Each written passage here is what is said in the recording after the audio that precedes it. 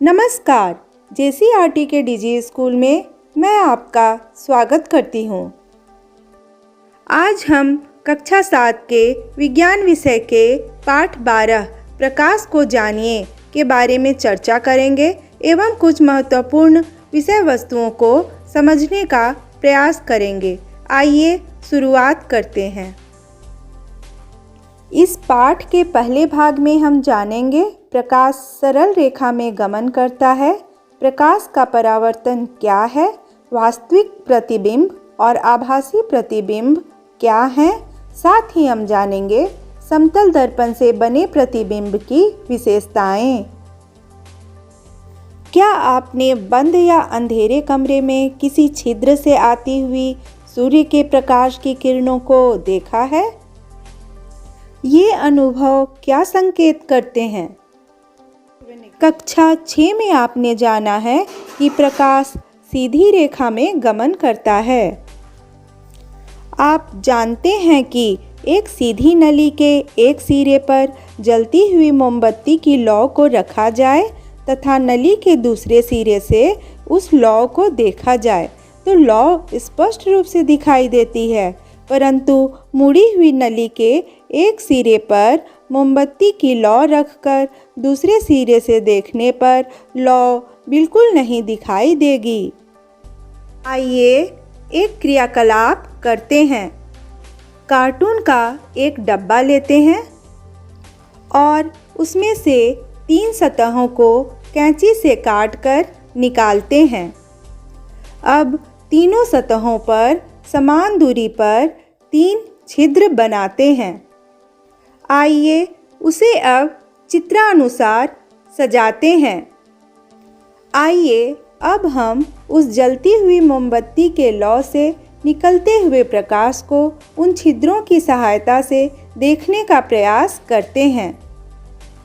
क्या आपको प्रकाश दिखाई देता है? जी हाँ, बिल्कुल। यह क्रियाकलाप दर्शाता है कि प्रकाश सरल रेखा में गमन करता है। आइए जानें क्या होगा यदि प्रकाश के मार्ग में कोई चमकदार सतह या पृष्ठ रखा जाए। जब प्रकाश किसी चमकदार पृष्ठ के ऊपर गिरता है तो उसके गमन की दिशा में परिवर्तन होता है। क्या आपने कभी पानी में वृक्ष, भवन आदि का प्रतिबिंब देखा है? क्या आपको शेर तथा खरगोश की कहानी याद है? आइए एक क्रियाकलाप के माध्यम से प्रकाश के परावर्तन को समझने का प्रयास करते हैं। एक टॉर्च को काले रंग के चार्ट पेपर से ढक देते हैं जिसमें कुछ छिद्र बने हों। टॉर्च की स्थिति को इस प्रकार व्यवस्थित करते हैं कि टॉर्च का प्रकाश समतल दर्पण पर एक कोण बनाते हुए टकराए। आपने क्या देखा? क्या दर्पण अपने ऊपर गिरने वाले प्रकाश की दिशा में परिवर्तन करता है?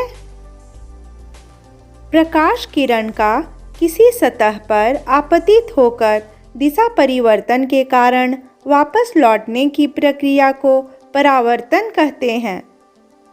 दैनिक जीवन में उपयोग होने वाला समतल दर्पण लीजिए। उसमें खुद का प्रतिबिंब देखिए। क्या आपको अपना प्रतिबिंब दिखाई देता है?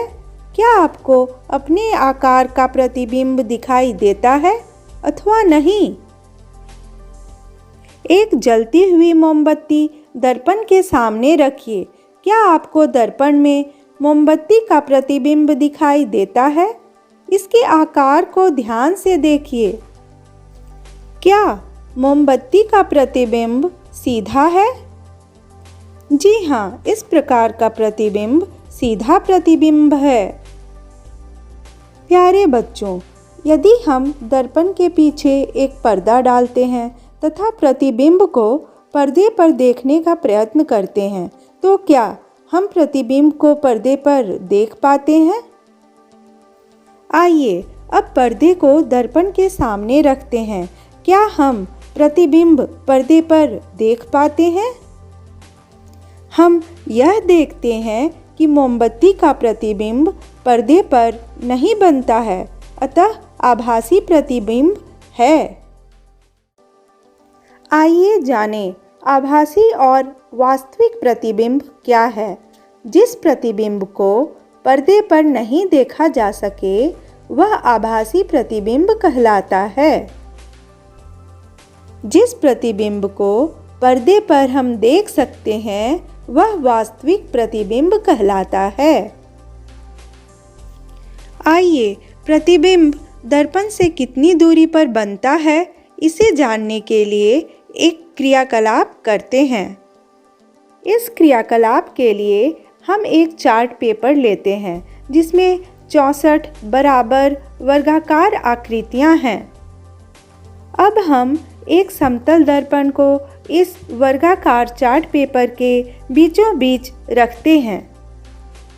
अब दर्पण के सामने तीसरे वर्ग में एक छोटी वस्तु जैसे शार्पनर को रखते हैं। आपने क्या देखा? क्या दर्पण से वस्तु की दूरी तथा प्रतिबिंब की दूरी में कोई संबंध है? जी हाँ, हम यह देखते हैं कि समतल दर्पण से वस्तु की दूरी तथा प्रतिबिंब की दूरी बराबर होती है।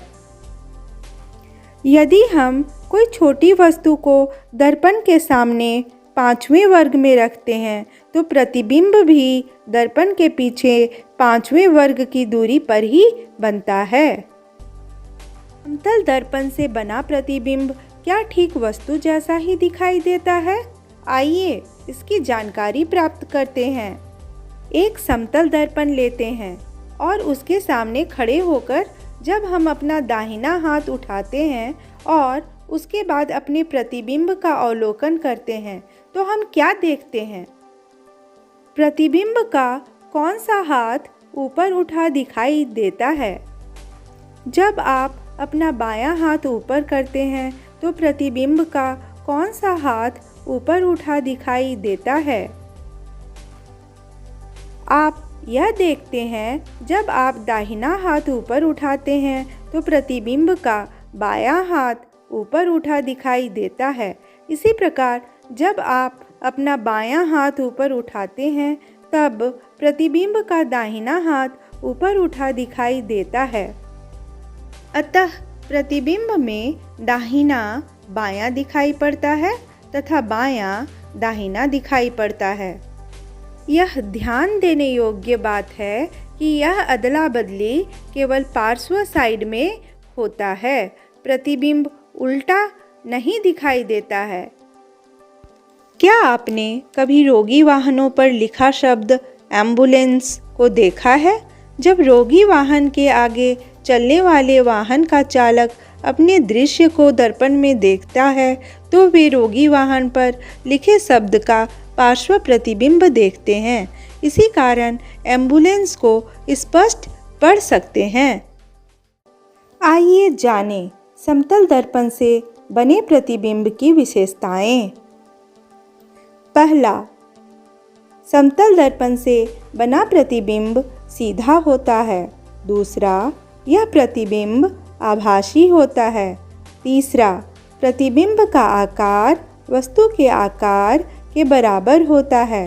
चौथा, दर्पण से प्रतिबिंब की दूरी दर्पण से वस्तु की दूरी के बराबर होती है। और पांचवा, समतल दर्पण से बने प्रतिबिंब में वस्तु का बायां भाग प्रतिबिंब के दाएं भाग की भांति दिखाई देता है तथा वस्तु का दाहिना भाग प्रतिबिंब के बाएं भाग की भांति दिखाई देता है। आइए हल करें। पहला, प्रकाश किस प्रकार की रेखा में गमन करता है? दूसरा, दर्पण द्वारा प्रकाश की दिशा में परिवर्तन क्या कहलाता है? तीसरा, जिस प्रतिबिंब को पर्दे पर न प्राप्त किया जा सके वह क्या कहलाता है?